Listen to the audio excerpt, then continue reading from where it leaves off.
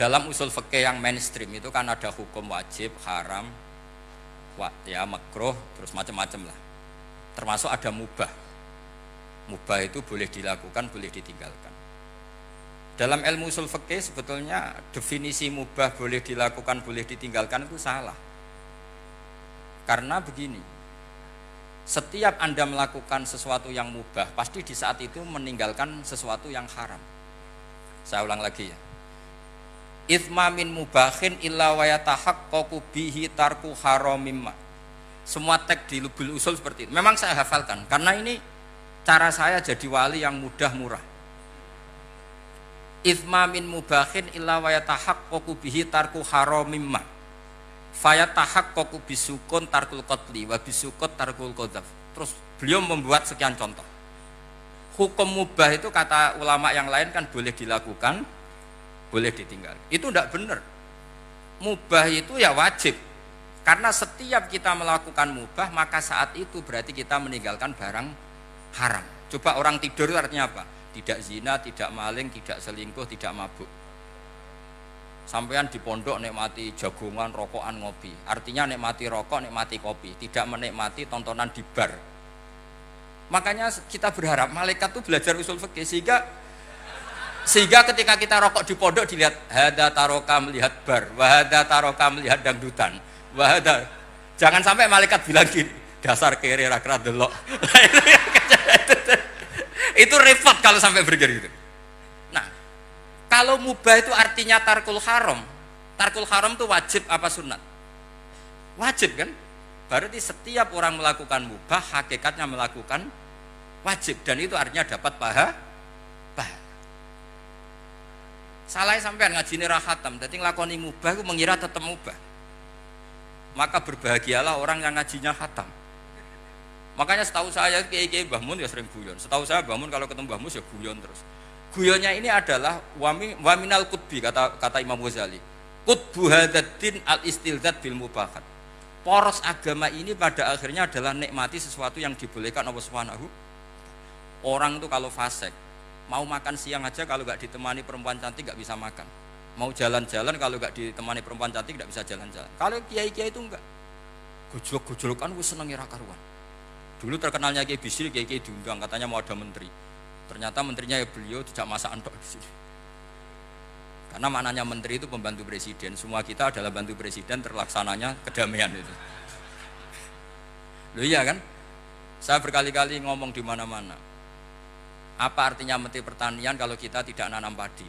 Mbok pinternya kayak apa tetap nggak ada ketahanan pangan.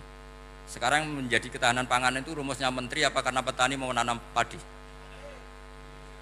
Itu hakikatnya membantu presiden dalam ketahanan pangan. Cuma petani lebih keren karena tidak butuh digaji. Kalau menteri ya keren tapi kurang keren karena masih dapat apa? Gaji. Agak tunggalil anak mikir untuk gaji. Nah petani enggak mikir nggak dapat gaji. Oh, itu keren. Selalu rakyat lebih keren dibanding pejabatnya. Memang gitu aturannya begitu. Aturannya begitu. Kamu saja yang kurang syukur. Jadi rakyat tuh gremeng, enak jadi menteri. Ya sudah itu hak kamu. Tapi saya tidak berpikir seperti itu. Maka saya ulang lagi ya. Kenapa saya ngomong seperti ini? Supaya tadi saya sudah bilang, saya sudah enggak menang dalam suara, harus menang dalam logika. Karena ini audisi, ini audisi.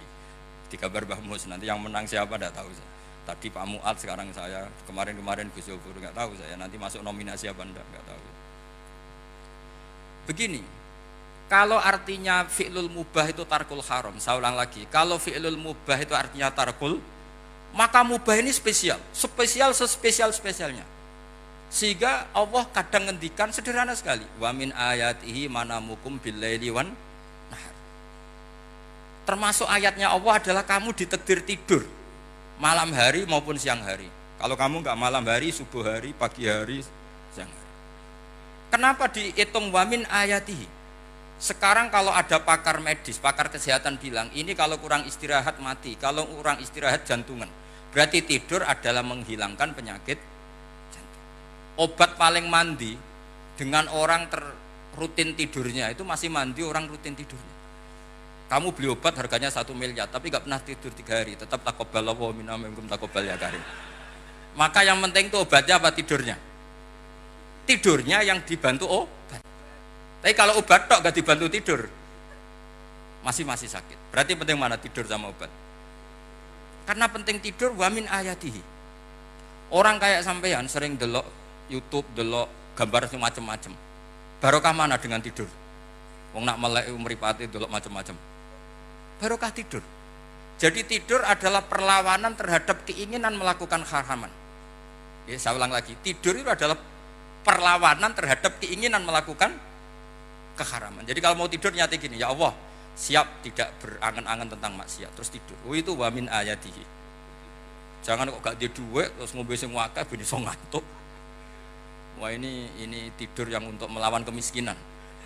Supaya lupa utangnya tidur, lupa kasusnya, itu udah akan jadi wali yang seperti itu. Kalau jadi wali tak gugat gitu. Nah, sehingga karena mubah itu tarkul haram, Allah itu sering menghitung ibadah yang super itu halal mubah. Misalnya Allah ngendikan kulu washrobu, kamu harus makan. Sekarang gini, jaga kesehatan itu wajib enggak? Wajib. Kalau saya tidak sehat tidak bisa ngaji di sini. Apalagi Mbah Mus kalau nggak sehat ditunggu orang se-Indonesia fatwanya. Dan di antara cara sehat kamu harus makan. Kalau nggak makan sakit. Lalu makan dengan posisi menyehatkan orang yang bisa fatwa, bisa mulang, bisa macam-macam. Posisi ini super apa tidak super? Super. Maka Allah kadang sederhana ngendikan ibadah itu kulu wasrobu jong kowe yo mangan yo. Tapi ayat ini menjadi tidak hebat kalau dibaca orang tidak pernah ngaji, nggak pernah ngaji usul fikih. Pangeran piye toh? Trimo ngongkon mangan kowe dikongkokno kulu. Wis ora usah ngono ya wis mangan. Rusak Quran kena makna niku rusak.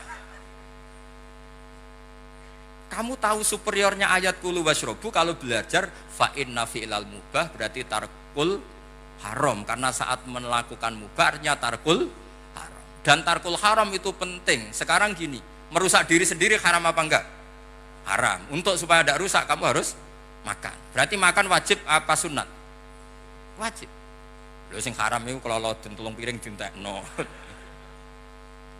Nah, dengan cara pemaknaan seperti ini Quran akan superior. Bahkan di ayat-ayat yang kelihatannya sederhana, kulu washrobu wala tusrifu. Ketika Nabi Musa dimenangkan mengalahkan Fir'aun, itu Allah firman pertama gitu, kamu harus makan mimma razaqnakum. Cuma syaratnya wala tadghaw fihi fayakhilla alaikum ghadab. Kalau kamu berlebihan nanti dapat ghadab saya.